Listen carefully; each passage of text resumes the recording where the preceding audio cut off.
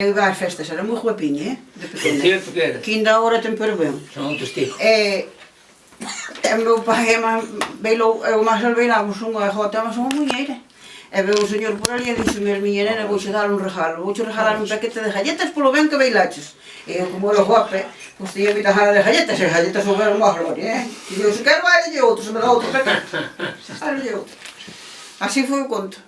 Porque o meu pai bailaba moi ben, moi ben. Sí, señor. A miña nai tocaba moi ben. Xa non sei se viches naquele vídeo que Tocaba máis cantaba, mira. máis cantaba a miña nai. O Bailaba meu pai bailaba, que era unha pasada. E bueno, aquele día bailei con ela, o amigo dou unhas galletas e eu máis contenta con o frío. Sabe como chama o pai deste? O americano. Chamabanlle Pedro de Beja, o americano. Amalo americano. Foi a América 8 días. Sí, foi no barco, desembarcou, abría a maleta, cerrou, non volvía a vir.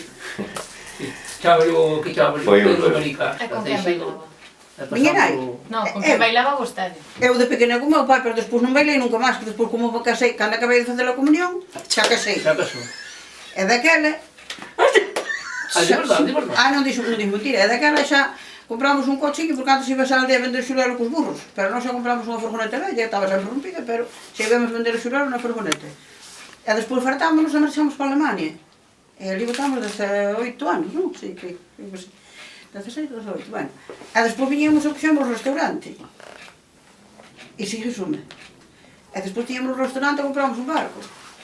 E sigue sume. E daquela eu non vía nin o sol nin a luna, eu botaba as 24 horas. Era todo mundo.